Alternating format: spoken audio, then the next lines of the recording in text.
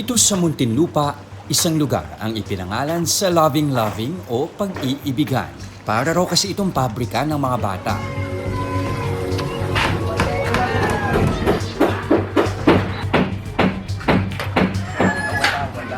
Pero sa paglipas ng panahon, ang kalyeng ito nagbunga na rin ng bulto-bultong basura at di na humuhupang tubig baha. Sa ganitong klaseng pamumuhay, magawa mo pa kayang ma-inlove sa Lovely Compound? Nandito tayo ngayon sa Lovely Street, dito sa Barangay Kupang sa Muntinlupa. Kita nyo niya naman, medyo angkited nung daan. Sa isang maliit na eskinitang ito, may hindi bababa sa 700 pamilya ang nagsisiksikan. Sobrang gitid ng daanan dito, improvise yung mga kalsada. O mga daanan nila tulay, ultimo si Bantay, nakikitraffic. May pupuntahan tayo, dito na siya lumaki, dito na rin pinanganak yung mga anak niya. Nasaksihan niya kung paanong lumala yung kondisyon nila dito sa Lovely Compound. Ito na tayong bahay nila, Kuya Jonathan. Ay, Jonathan. Sir.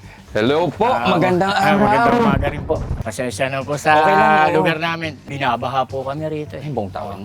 Hindi naman po. Kasi half year, ganun po. Season by season po. Kunwari, tag-araw. Oo.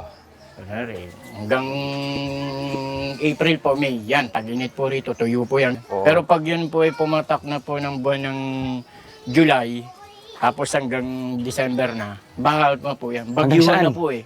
Hanggang saan ang baha? Mataas po yan. Hanggang dito po. Dito? Kaya pala dito, may marka rin ng baha hanggang Oo, dito. Nasa laylayan ng Laguna de Bay ang Lovely Compound. Kaya kapag bumabagyo, damay ang kanilang kalye sa pagtaas ng tubig sa lawa. Ito na raw ang realidad sa 3 dekada niya rito. Kaya sina Jonathan, may sistema na tuwing babaha. Nakikita niyo po yan, yung pinagkakapitan po namin yan din. Oo. Yan po, di ba may tayo? Yes. Itataas nyo yan. Yan po. Dito po. Yan, sample po yan dito. Yan, ganyan. Yan, tataas po namin yan dito. Tapos Lahat ng tulay, matik Opo, itataas lahat nyo. yan. Hanggang doon po. Hanggang ngayon po yan doon, oh. Tingnan niyo po yan. Oo. Yan, tulay po yun, mataas yan doon. Oo nga. Kaya ito na mga anak mo? Opo. Ang kanilang bahay nga mismo, makailang ulit ng itinaas ni Jonathan. Uy, matibay ha? Coco lumber ba to? Opo. Matibay din.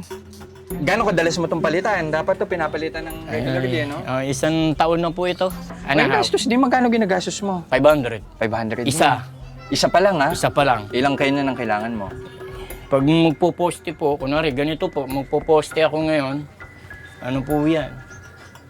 Siyam. Kulang-kulang, 5,000. Opo. Papalibor ka pa. Labor. Malaking halaga para sa gaya niyang umaasa lang sa huling isda ng mga kapitbahay para ibenta sa palengke. Yung parang Maswerte na raw ang kitang 800 piso kada araw. Pagkakasyain pa niya ito sa kanyang nanay, pamangkin, misis at 2 anak. Sanay na sila. Opo, sanay naman po. Hindi na natatakot. Hindi na. Pero ikaw ang natatakot para sa kanila. Opo naman. Ang mga komunidad kasing gaya ng Lovely Compound, lubhang mapanganib para sa mga paslit. Kabalintunaan, lalo na kung iisipin na ang kanilang lugar, ipinangalan sa mga bata. Ang lovely po kasi, pinangangalan po talaga yan. Kasi lovely, maraming bata. Maraming bata? Napakaraming bata po rito. Oo. Sinasabi ng mga ano dito, pagawaan ng mga bata. Kaya lovely. Pagawaan po ng mga bata. Sumobra. Opo, yung po yung court, yung dinaanan niyo. Oo. Yan po paghapon, puno ng mga bata yan. Puno ng mga Oo, bata. yan po yan. Saka minsan ikaw yung bata na yun. Opo, talaga. Ako po yan, ng bata ko dyan. Oo. Kaya pala naging lovely yung tawagan. Opo, yan. Kasi puno ng pagmamahalan. Opo. Kaya maraming nabubuo ng mga bata. Pero ang kanilang lugar, hindi ligtas para sa mga bata. Ang aksidente, kaakibat na ng pamumuhay sa Lovely Compound. Po, yung bahay nila, may butas. Oh. Tapos ang ano lang doon, may nakapatong ng tabla. Parang nawala po yung harang, nahulog po yung baby.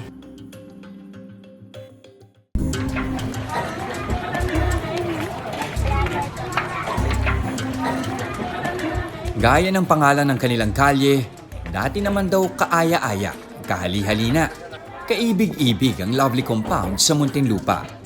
Kwento ni Jonathan, lumaki siyang mapayapang nakapaglalaro sa kanilang lugar.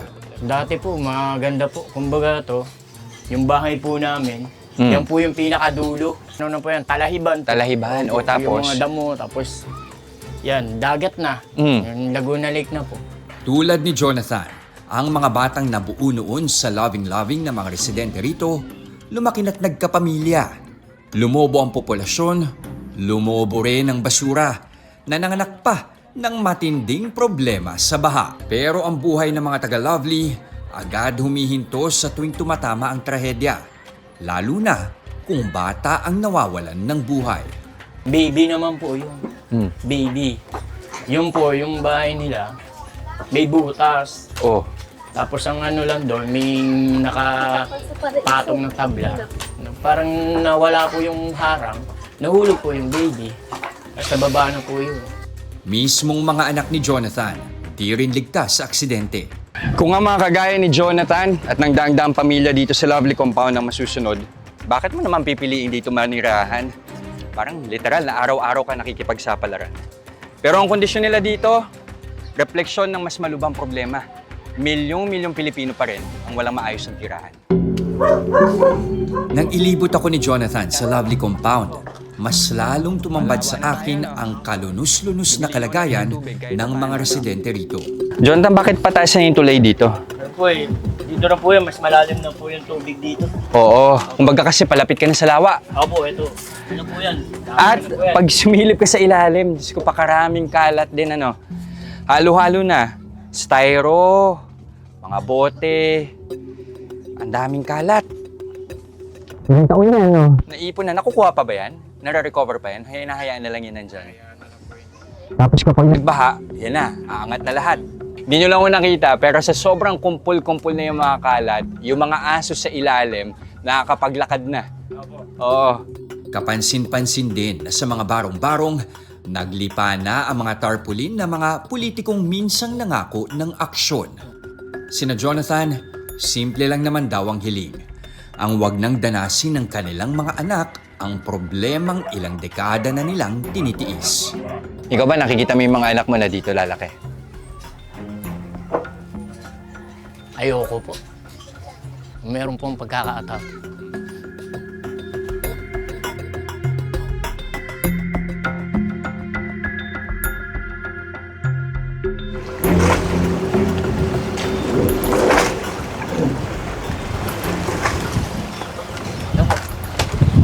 Sa dulo ng aming pag-iikot, bumungad sa amin ang tanawin ng Laguna de Bay. Ang lawang nagdudulot sa kanila ng pangamba, siya rin palang nagbibigay kay Jonathan ng kapanatagan. Jonathan, araw-araw pumunta ka dito? Ako. Bakit? Ay, pahangin. Konting mapag-iwas-iwas sa problema. Kahit konti. At kahit papaano, baka maalala mo na nakatira ka sa isang lugar na ang pangalan ay Lovely. Jess De Los Santos, mukha ng maliliit, isyong malalaki. Dokumentado. Mga kapatid, Jig Manikad po. Pagdating sa mahalagang balita sa loob at labas ng bansa, dapat una sa lahat, mag-follow at mag-subscribe na sa social media pages ng News 5.